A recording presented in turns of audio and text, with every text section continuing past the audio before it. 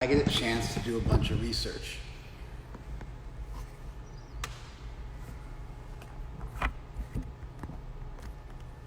Done? Okay. Social distance.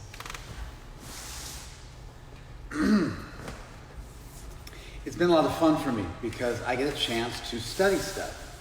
I'm always studying, but when you're studying to teach something, it's different. It's different. When you're studying to teach something and you have to use a short form of communication, it's even more difficult.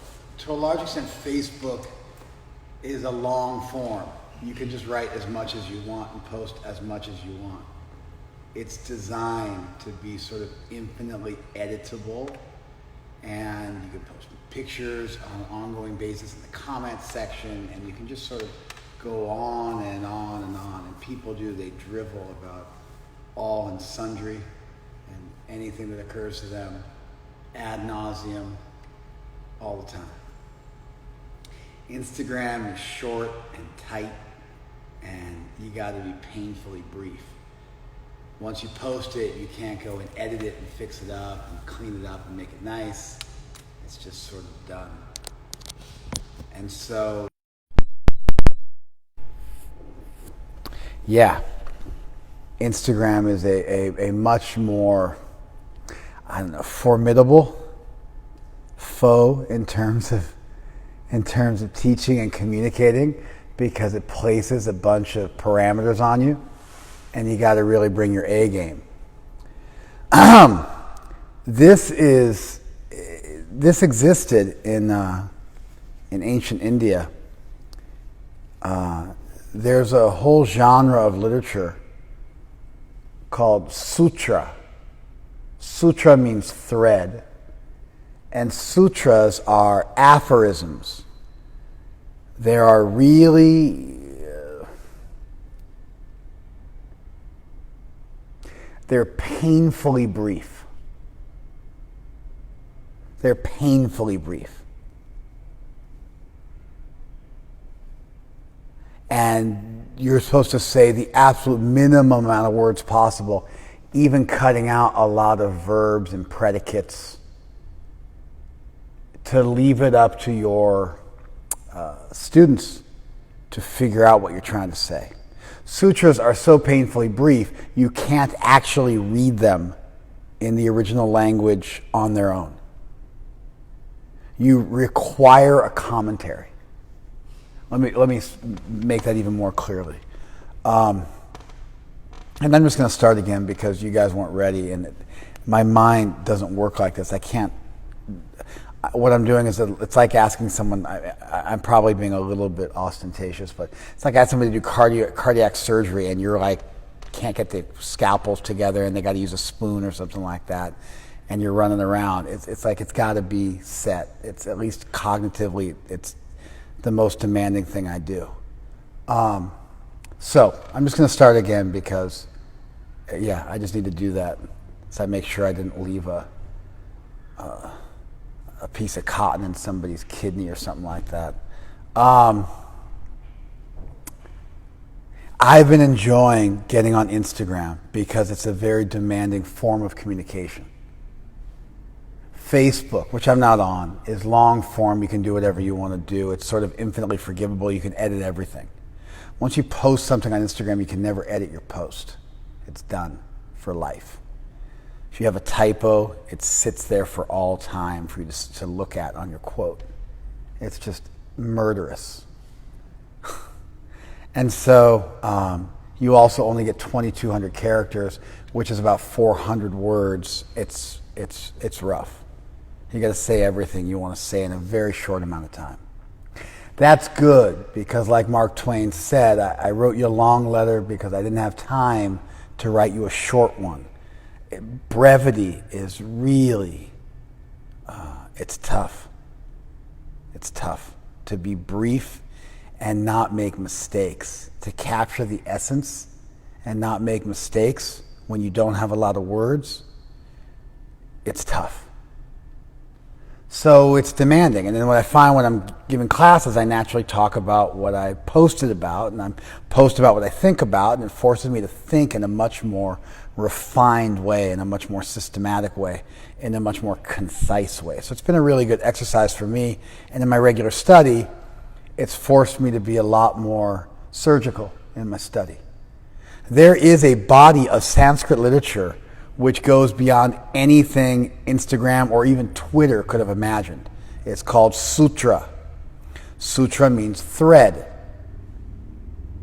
So, sutras are incredibly terse, concise aphorisms made up of the absolute minimum amount of language you can use to communicate the entirety of a tradition's philosophy.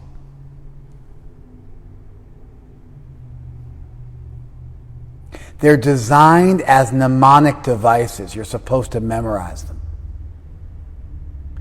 But there is no way you can, no matter what a Sanskrit pundit you are, there's no way to read the sutras on their own. They're impregnable. You require massive commentaries. Hundreds, if not thousands of times the length of the sutras that they are explaining. But what happens is you memorize a mnemonic sutra, and then you remember the commentary that's attached to it like a trigger or a mental mansion that was created.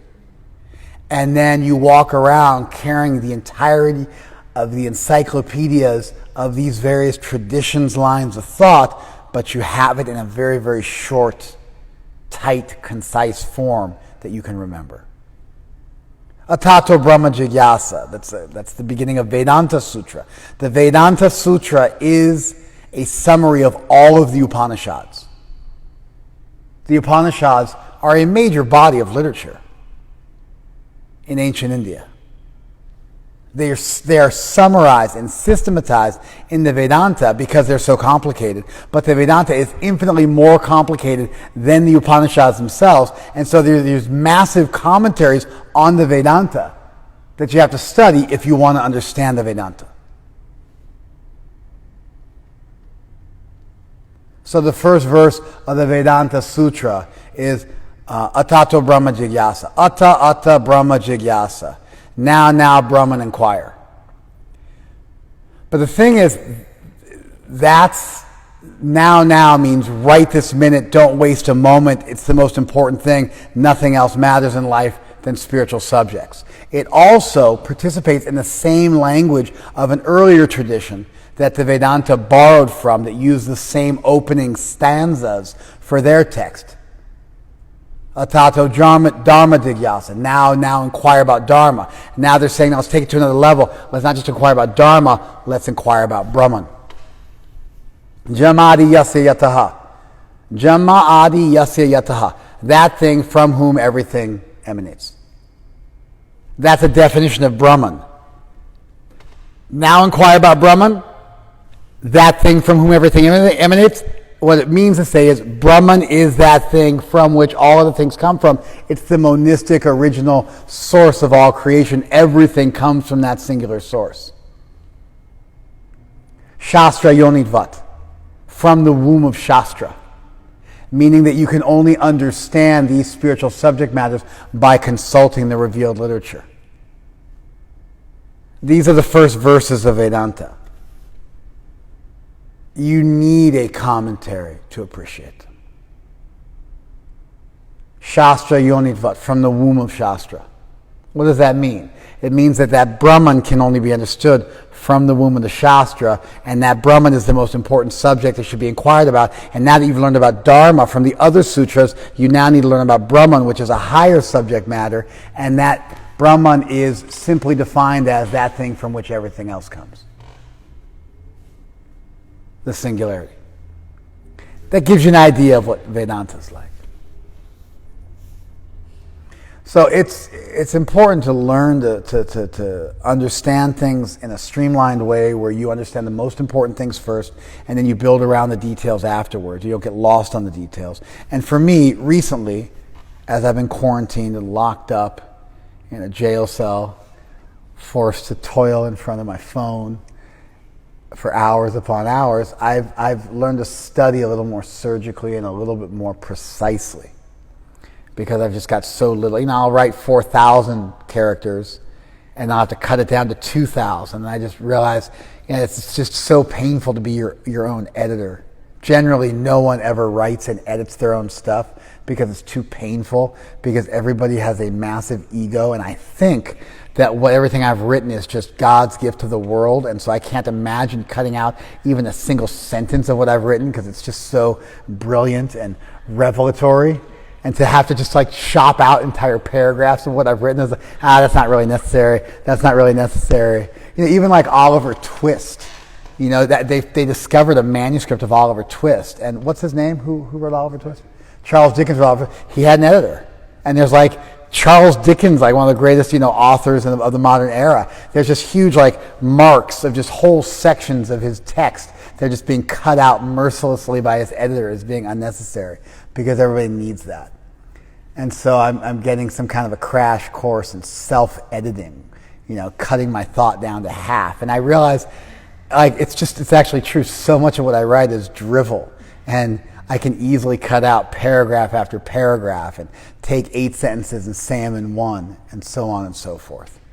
So anyway, I'm going to post something tomorrow. You guys can read it if you want to. But I wrote it today, and it had me doing some research. I had a chance to do some research about topics that I've wondered about and kind of understood, but I really wanted to definitively understand it, really own it.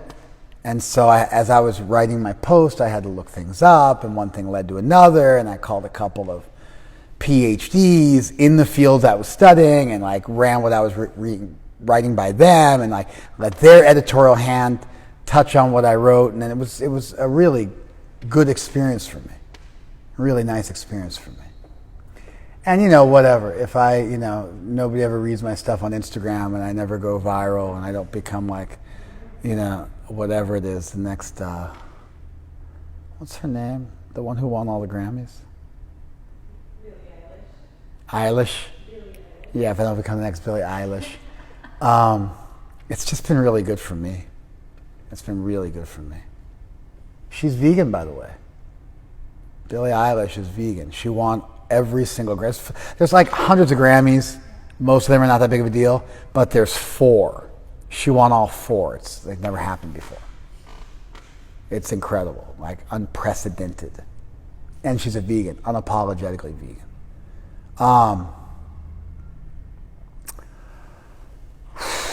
One of my friends was the cook on the set of Avatar 2.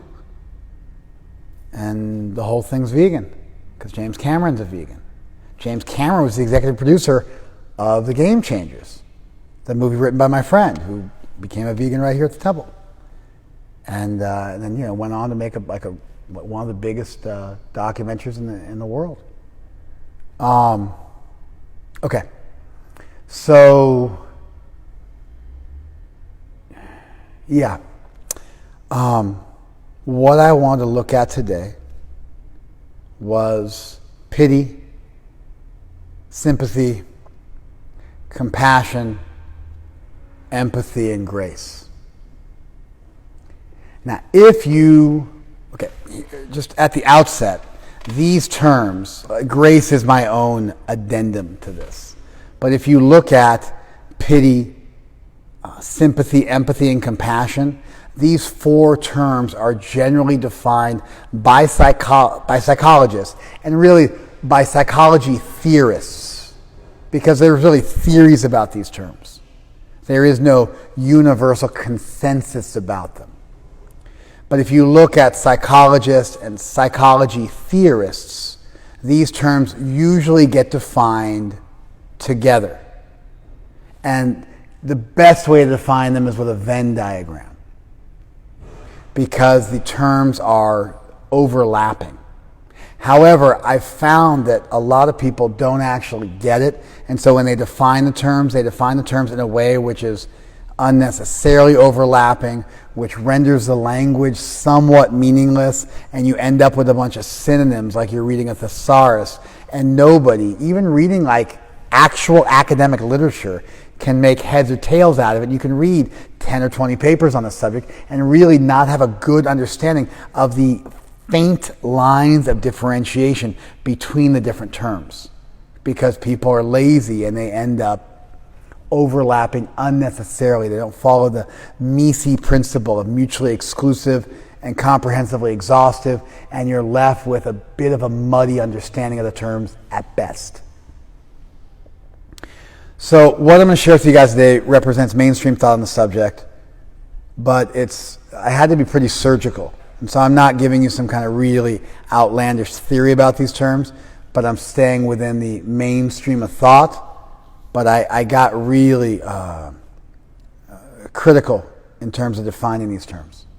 So, term A, pity. Right? Pity comes from pietas, which is where you get the word piety from. Pity is when you feel sad seeing someone suffer. Now, you could say, well, what if you feel bad seeing something suffer? Well, things don't suffer. Well, what about the earth? If you feel sad seeing the earth suffer. Well, if you feel sad seeing the earth suffer, you're an animist, because you'll say, she's suffering. I feel bad for her. She sustains us and nurtures us and gives us this and that, and she's suffering. You follow? If you conceive of the earth as a hunk of a meteorite floating through space, then, like, does a rock suffer? You follow? You don't see somebody pounding a rock, so many millions of years getting put together, and now you're just renting it asunder. You don't feel like that. So if you feel suffering for something, it's because you view that something as someone. When you see someone suffering and you feel sad, that term is called pity. That term is called pity. It does not necessarily indicate you want to do anything to fix that suffering. It is merely an emotional response to seeing someone suffering. I feel sad. I'm sad that you're suffering. It can oftentimes be condescending or paternalistic. I pity you. That's really like resentment disguised as pity. But anyway, pity often carries with it the idea of like, you're less than me, you're suffering. It's very remote. It's very distant. You haven't sunk your teeth into something. You're just seeing it over there. It's not here, it's there. Remove from yourself. Pity is that sentiment where you see something bad happening or somebody suffering and you feel bad, and that's it. It's a passing emotion. It does not move you. Except that it makes you feel bad.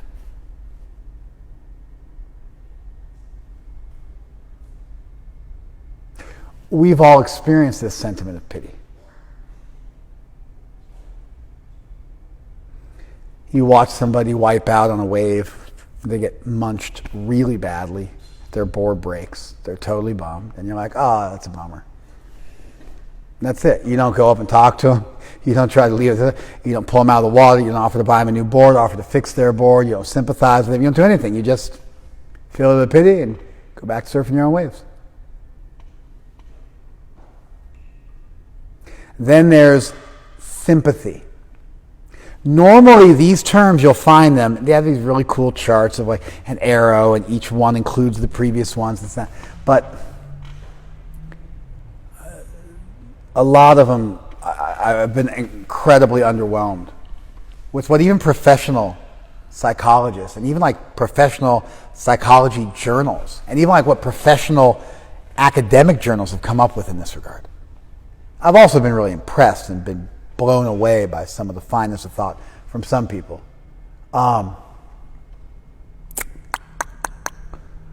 Sympathy. Sympathos. Feeling with somebody. Sympathy is different than pity in that it's less remote. It's more up close and personal. It affects you. Sim means with. Pathos means to feel. Sympathy means you feel with somebody.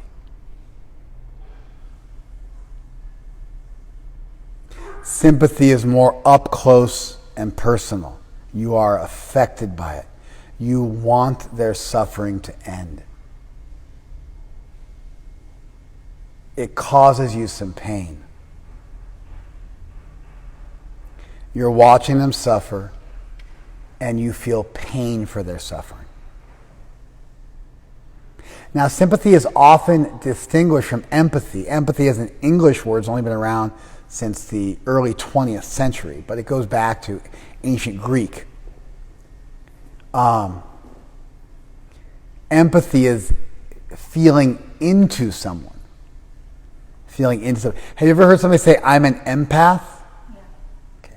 That term is from a 1968 episode of Star Trek that aired on December 6th, 1968, called The Empath.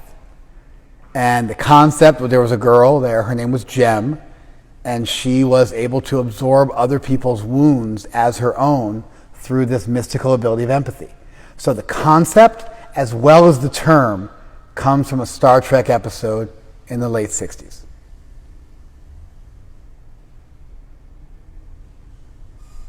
That whole, I'm an empath, which, it's it's a curse, but I'm fundamentally superior to you. There's this incredible, I'm an empath, and it's no, it's not a blessing, it's a curse. It's like Superman, right? It's a curse.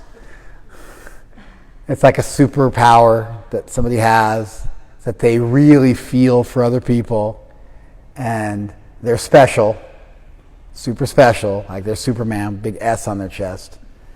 But it's a curse. It's a humble brag, and it's essentially a way of demoting you as being a non-empath, and you don't get it.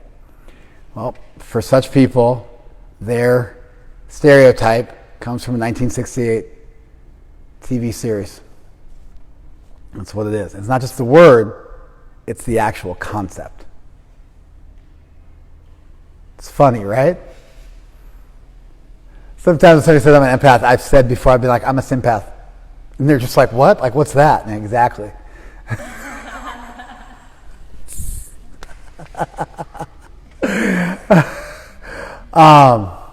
Anyway, empathy is feeling into someone. And so what that means is that you walk a mile in their shoes. You can actually, there's usually two types of, sometimes three types, cognitive, emotive, and somatic empathy. Anyway, you can think and cognize exactly what they're going through. See, I can feel sympathy for a suffering animal, like a dog. This is kind of a classic example that's given. You see a dog suffering, you feel sympathy. You'd like that dog's suffering to end, but you can't, strictly speaking, empathize with the dog because you're not a canine. However, that's actually not true. That's a lousy differentiation to make. Here's why. If I sympathize with the dog suffering, how do I know the dog's suffering? Because I see it responding to pain in the same way I do. I actually can empathize with the dog. Maybe not fully, but I can certainly empathize with it as somebody with a central nervous system, as someone who feels pain, as someone who can recognize pain in another. You follow? And so there is no sympathy without empathy. These terms are usually distinguished from one another, but it's not actually true. Because to feel with somebody means you have to have some sense in which you're putting yourself in their shoes. There's no way around it. You follow? Like I said, these terms are oftentimes inelegantly defined. Empathy, feeling into. A lot of theorists note that a sociopath could empathize with somebody in order to harm them, because they can cognitively put themselves in another's shoes and really walk a mile in shoes. Empathy gives understanding. You follow? Either emotional understanding or cognitive understanding. It's you suspending your own situation enough to insert yourself into another party's situation in order to understand it. I've got this old Jewish Reb that I love listening to, whose name is escaping me at the moment. Rabbi Stilson, I think maybe is his name. I don't know. I'll look it up. He tells a story about an Orthodox Jewish rabbi who had a young acolyte studying under him. And he would meet with his parishioners in the morning time and help them with their life problems. And his assistant came in to see him one day, and he was sweating. And he says, like, why are you sweating? He said, I'm working really hard. He goes, well, what are you doing? You're sitting here. And he goes, I'm not just sitting here. He says, every time somebody walks in, I have to take off my clothes and put on their clothes in order to understand how they're feeling. Then I have to take off their clothes and put my clothes back on so I can advise them in how to get out of their situation. And so I've been sitting here all day long getting dressed and undressed and dressed and undressed, and it's exhausting. Empathy is the ability to get into somebody's head and their heart. However, empathy has been shown by Paul Bloom, who is the professor of psychology at Yale University. Empathy has been shown to make you biased. Because you're biased towards the person you can relate to the most. You follow? Also, you get wrapped up and enmeshed, and you're unable to separate yourself from the situation. So empathy by itself does not necessarily indicate any love for the person. It could be used by a sociopath. Additionally, empathy breeds bias and cruelty and an us versus them mentality and a decrease in leadership skill. You tend to be very tribal.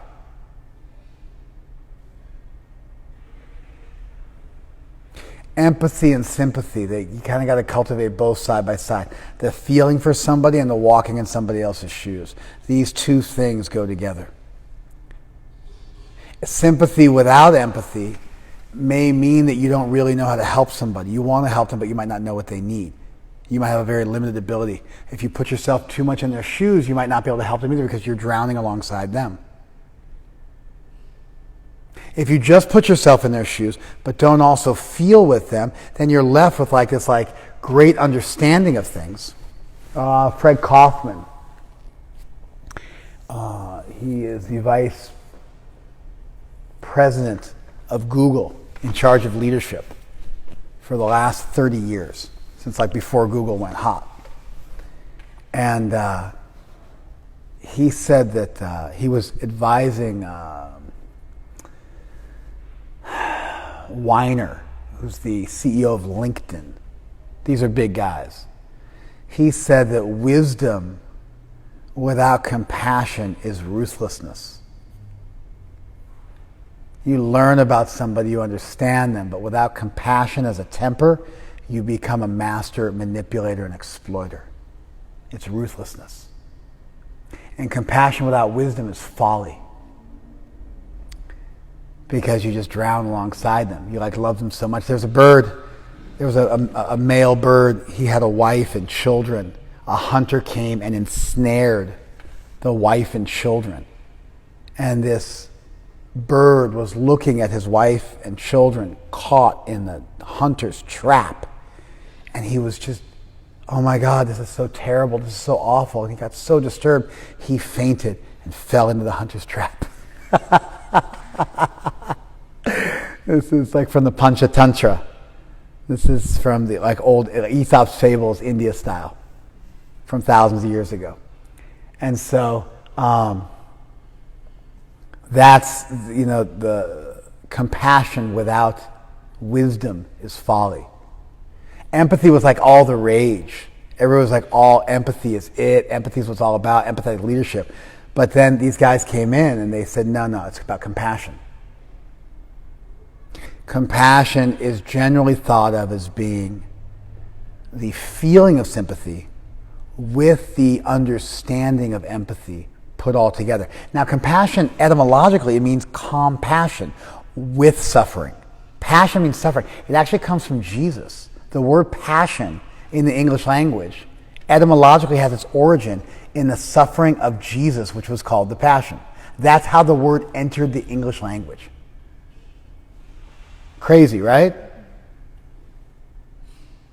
Suffering with somebody. It's almost the same as sympathy. Sympathos, feeling with somebody. Compassion, suffering with somebody. They're almost the same word etymologically. But the way theorists define them generally is that compassion is you feel sympathetic. You don't just want to see their suffering end. You want to do something to end their suffering. You're motivated to act. And here's the thing. If you feel for someone enough, you don't just want their suffering to end. So really, in a lot of ways, sympathy is just a less mature state than compassion. They're not actually different emotions. They're just different rungs. You follow? Pity, you feel sad, but you don't care if they continue to suffer. Sympathy, you want it to stop, but maybe you don't know how. Empathy teaches you how, but it doesn't teach you to want it to stop. It's a different track. But they can come together. So in a lot, like they say, that usually when you see theorists do it, they go pity, sympathy, empathy, compassion. I didn't do that in my masterful Instagram post that will be dropped tomorrow amidst kettlebells and drum fanfare. But I did it pity, sympathy, compassion, because there's a more direct link from pity to sympathy to compassion. In fact, those two last words are almost identical in their construction. Empathy is a different tract. You follow? And then when it gets put together, then it becomes really nice when it gets added in.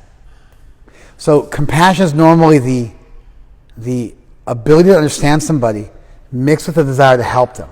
And in compassion training, and this stuff is so big, I mean, Emory Medical University just did a study, and they demonstrated that compassion training over empathy training enabled sustainable changes in doctors who were seeing trauma patients to survive and deal with it and not suffer burnout. Empathy burns you out.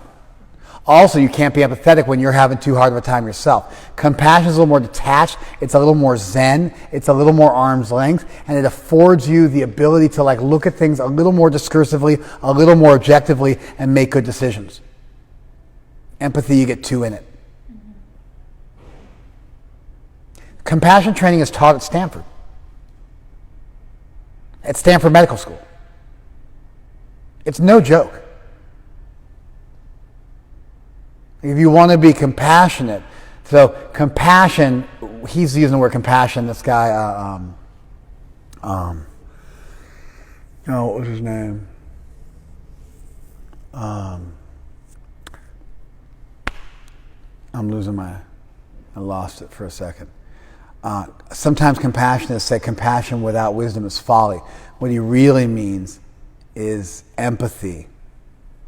Or he means sympathy without empathy is folly. You follow? And empathy without sympathy is ruthlessness. That's really what he was trying to say. You follow? Huh? What's his name? Kaufman. Fred Kaufman. Thank you. Yeah, there you go. Together. Look at that. There we go. Together, you guys.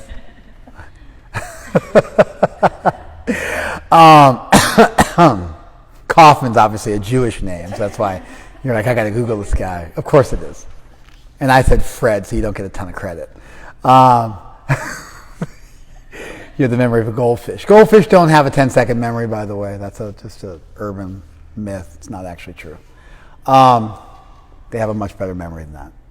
So, yeah, that statement that compassion without wisdom is folly and wisdom without compassion is ruthlessness. It's really empathy without sympathy and sympathy without empathy. You follow? Like I said, you got to learn what these terms mean. Then no matter what word someone uses as a symbol, you can understand what they're trying to communicate. Does that make sense? All right. So, pity. I see somebody munch it on their surfboard, and I feel sad for a second, and I go back to my life. Doesn't move the needle much. A more intense form of that is I start to relate to that person. That's sympathos. I feel with them. Sympathy can also be good. Somebody's having something that's going really good in their life, and I can feel with them good. It's not limited to bad. Compassion and pity are limited to bad. You follow? Sympathy and empathy can be good or bad. I want to see it end, but I'm not necessarily that I want to get directly involved. Compassion, I want to actually do something to help. It's the birthplace of altruism. And properly done, it carries with it a little bit of detachment. So you can keep your head above the fray. It's nourished by empathy, so you know what to do. It's nourished by sympathy, so you feel with the person. And there's enough detachment that's sustainable, and they've actually shown that people have positive neurological responses even in difficult circumstances when they practice compassion. That means that you can get thrown into the slaughterhouse and thrive. It's sustainable. It's a way you can live your life. And the amazing thing that we've learned from positive psychology is you can train it. You can train for it.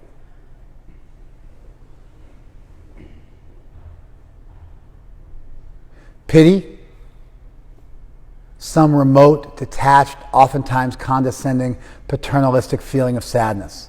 Sympathy, I'm up close and personal, I want to see you not suffer. Compassion, that feeling with you becomes I'm suffering with you, and I need to help you end your suffering. And I desire to, and if possible, I'm going to act on it. Ideally, that compassion is nourished by empathy. So I know what to do for you because I walked a mile in your shoes. That empathy by itself can be very exploitative. A sociopath could technically empathize with somebody in order to exploit them. A con artist could technically empathize with somebody in order to exploit them. Are you? Sorry. Yeah, please. And so a con artist could technically empathize with somebody in order to exploit them. Empathy grants understanding, emotional and cognitive. Sympathy develops into a desire to help. Compassion is a merging of the two, and as it's taught nowadays, with a real stick of detachment, with a real kind of pillar of detachment, to keep your head above the fray when all are losing theirs and blaming it on you.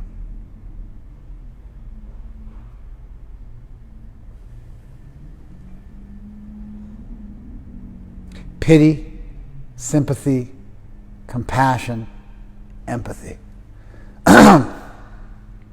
Okay. Here's where we were headed. The Sanskrit word for compassion is anukampa. Anukampa. Kampa means to tremble, from kamp, which means to shake or tremble. Anu is used in exactly the same word that sim is used and exactly the same word that kam is used. It means to tremble for another, to tremble with another. So from a structural point of view, the construction of anukampa, the Sanskrit word for compassion, is almost exactly the same as compassion. It's almost exactly the same word. Do you follow? Compassion, anukampa. It's almost exactly the same. Krishna describes himself as possessing anukampa for us. There's a famous verse in the Gita where Krishna says, Tesham, for them, which is for us, anukampartam, out of a desire to be compassionate, for the purpose of compassion. Arta means purpose. For the purpose of compassion, out of compassion for them. Tesham eva anukampartam aham agyana jam tamaham. Aham agyana jam tamaha. The darkness born of ignorance. I, nashayami, I destroy the darkness born of ignorance. Atma bhavasta, I in your heart, situated in your heart, destroy the darkness born of ignorance. Jnana dipena bhashvata, with the shining lamp of knowledge. Krishna describes himself as being compassionate towards us. And out of that compassion, Krishna sitting in our hearts alongside of us, out of compassion, if we will allow him to, that's the previous verse, for them who allow me to, from the previous verse, I will destroy the darkness of ignorance with the shining lamp of knowledge. Krishna within our hearts will awaken us with wisdom, which is metaphorically likened to a shining lamp of knowledge, which automatically dispels, right? It dispels. Like we're under the spell of illusion. It's dispelled. It's dissipated automatically. As when the sun comes up, automatically the darkness of night is dispelled. And the fears of night are dispelled. And your fear of all the monsters and the shaking trees and the branches rubbing up against the windows when you're a child, like in your room, all that is dispelled instantly. And you realize, oh, it's just a tree. There's nothing to be scared of. Everything's okay. So, what I thought was interesting is that these qualities, pity, sympathy, compassion, empathy, they come from somewhere. Like I mentioned in the beginning with the sutras, Jamadi Yasyataha, that sounded like a tangent. It wasn't. I was on my game. I just sounded like the village idiot over here. But there was actually a method to the madness. There's a source of everything.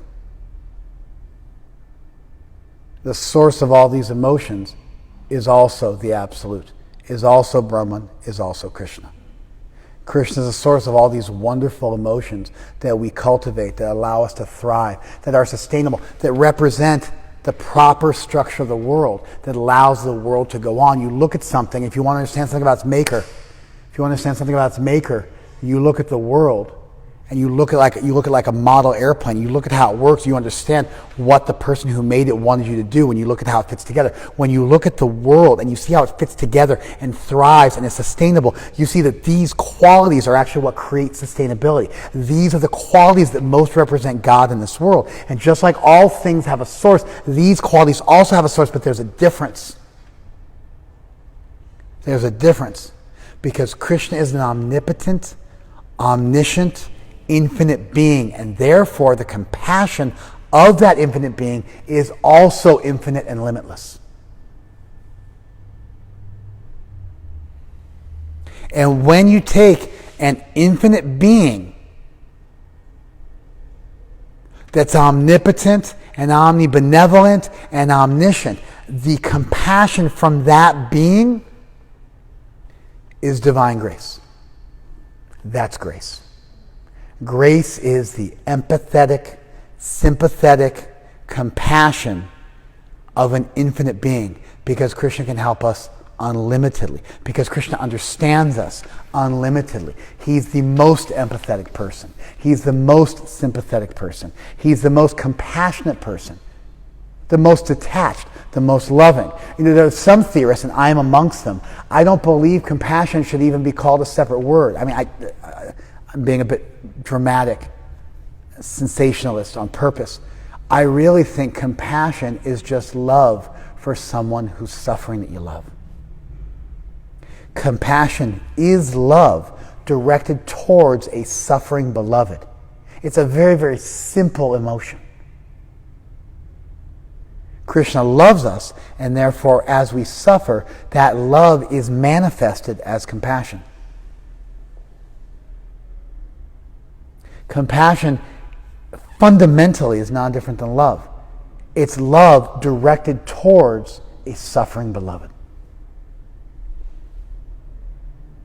Empathy and sympathy, thus understood, are angas, they're limbs of this state of love. Compassion is perhaps a more evolved, complete state of this love. But really, but then compassion again is only linked to suffering. But love can be linked, like the good part of empathy and sympathy, to even a good thing.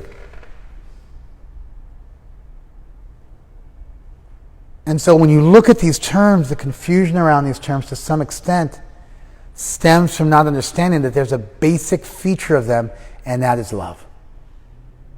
And sentience, and the ability to understand, and feel, and development. And as you develop and evolve, then your love will naturally become manifested as all of these different sentiments perfectly married together, depending on the circumstances in which you find yourself, depending on the circumstance of your beloved.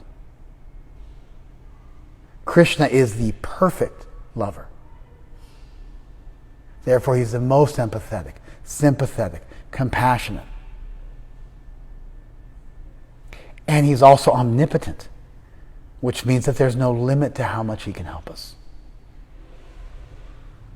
And so Krishna sits alongside us in our hearts, which is already the most compassionate thing ever. Who does that for you? And he sits dormant, waiting, and then when there's a favorable breeze, Krishna comes out and lights up your heart. And automatically the illusion becomes dispelled, and you realize what always was, which never was not, which is that you're with Krishna. And you were never forsaken. And he was always right there, always helping. So what I reflected on, maybe in a more, I'm referring to, Laura, I'm referring to Bhagavad Gita 10:11. It's the 11th verse of the 10th chapter. And so, what I reflect on, I've done this before, but I've never done so in quite as complete of a way, which is that when you're looking at these qualities, they must come from somewhere. Where do they come from? They come from our source. What is that source? That source is Krishna. Krishna possesses these qualities to a superlative degree. And when you look at compassion and love and mercy and kindness and sympathy and empathy in an absolute being and an omnipotent being and an omnibenevolent being, there's a word for that. There's a word for that love from that being when you're suffering, and that word is grace. That word is kripa, mercy, grace. And in a lot of ways, bhakti is the surgical attempt to make ourselves receptive to that love that's always coming from Krishna. But because we have free will, that love, although it's the most powerful thing in the world, does not beat down the door of our hearts. We have to open our hearts to that. And then you find out that Krishna was already there. He was just hiding because you didn't want him there. So he was just waiting. He disappeared. He was invisible, but he was still there. This is a miracle. And so when I look at these terms, and I look at these emotions, and I look at these theories about them, and these like really smart people who wax eloquent about all these things, and this incredible, that kind of burgeoning, growing body of literature on these subjects, I am reminded of this verse in the Gita, and I'm reminded of Krishna's compassion for us, which is kind of everything you could ever hope for, and so much more. Okay? That's it. I'm done. If you want to chime in, you're more than welcome to. You can unmic yourself. You can write something if you want to. Anybody have any questions or comments? Yeah, I do. Ian, can you hear him? Thumbs up if you can. Okay, good. Go. Okay. I really like how you simplified these terms, and it seems like from the research that you've done that these people have reached around their head to touch their nose, when in reality finding that undercurrent that ties all these things together, which is love. And by the way, that I did not come up with that. That's also from another theoretician about these subjects. Okay. And so I borrowed that too. So that's not mine. Okay. I saw that and I was like, oh man, they're onto something. Yeah. That really brought... Now the idea that it's the love manifested towards someone who's suffering, that was my contribution to the discussion. But the idea that compassion is love and that it does not deserve its own category, there are some prominent psychologists who put that theory forward. My contribution to that idea was that compassion is love manifested towards somebody suffering. Most probably 80 guys have come up with that before me. I just haven't read their stuff. And so I think I invented the wheel, but I'm sure if I walk around long enough, I'll find there's, I can invent a wheel and I got like a stick in my wheel and I'm walking around, but meanwhile there's like cars driving around and I'm like, just came out of a cave on this stuff. So anyway, if you want to know. Yeah, thank you. I mean, anyways, I was doing I had to really pay attention to your class up until that point and everything kind of clicked and came together and... that was on purpose. Yeah, so it made it really simple and I feel like I have a deeper understanding. All right, good. Terms. Good. Me too. So, Me too. I'm working on that. Thank you, man. Thank you. What do you got, Ian? Unmic yourself. Tell me what's going on. Two things. The first is you definitely can edit your Instagram post, just to let you know. Oh, no. You can't edit the actual post, meaning the image you put up. You can edit the description beneath, but you can't edit the actual post. You Right. follow? Okay. I know because I made a typo and then hours later had to delete my post because I just couldn't deal with it. It was like too much for me to see my typo. And I found my Instagram guru, whose name is Ella, and I was like, you got to edit this post. You idiot, how could you have possibly made such a typo? And I looked at the text I sent her and the typo was in fact my own. And so with much chagrin I had to admit that the fault was my own. And then I deleted my post. That's what I was talking about. Anyway, please continue. So the real question is, Krishna. You said that Krishna kind of disappear. He kind of hides within our hearts until we open our heart to him. Once we become aware of this, and we are trying to open. I understand your question. Our I understand your question. I'm empathetic. I understand your question. At least I think I do. We'll find out in a minute. The way it works is you have a theoretical understanding that Krishna's in your heart. Like you listen to somebody like me talk and you have this theoretical understanding. And then you start to work with that. But a theoretical understanding is not the same as an actual understanding. And so just like knowledge, what is wisdom but knowledge? Generally, wisdom is defined as knowledge mixed with experience, as knowledge mixed with depth, as knowledge mixed with realization, as knowledge mixed with virtue. And so we start off by theoretically understanding these points, but our heart is still locked shut.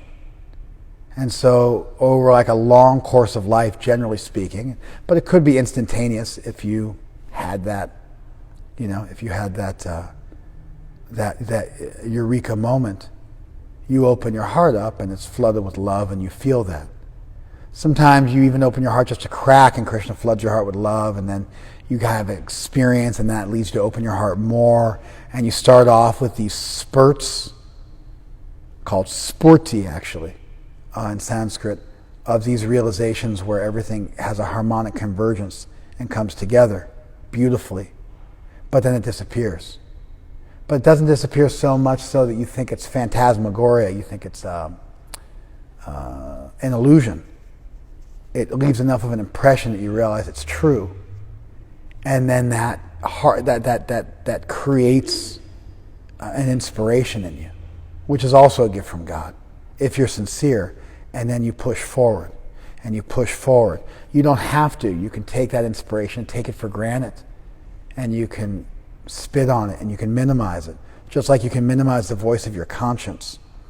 And so, like in a lot of ways, what we do is we wrap our heads around this idea, and then we wrap our hearts around this idea, and then it becomes part of who we are, and that transformation takes place over a period of time. Do you want to, if I missed what you said or something like that, please chime in now. Oh, that answered perfectly. Okay, good. All right, Laura, and this will be the last one. It was an eloquent way of making the distinction between pity, sympathy, empathy, and compassion. Thank you for the clarification. Ultimately, what I'm understanding is that Krishna is the ultimate compassion, loving being. Yes. And once we connect to that, we feel his love. Yes. 100%. That's what I said. Look at you. You're the master of short form. That's fantastic. You nailed it. You summarized it perfectly. Thank you, Laura. And then last one, because none of you just didn't listen to me when I said don't write anymore. We have, this is really melting my heart, knowing that Krishna is the most empathetic as a result of his love for us. Yeah, and especially with the loss of your grandmother and your dad, fighting for his life, to think about and remember that Krishna loves you and loves all of them too, and to really see that, to begin to see that is incredibly important. I used to get confused how Krishna feels when he sees us suffer, but this helps put things into perspective. Yeah, and this is part 1. I got a part 2 to this class. And so maybe one of these days we'll do a part 2 to this class, and we can take it to the next level of what it means that Krishna feels for us. All right, thank you all so very much for attending. We're going to do Arti. So if you want to look at the deities while we do a little Zoom Arti for you guys, you're more than welcome to. Thank you so much for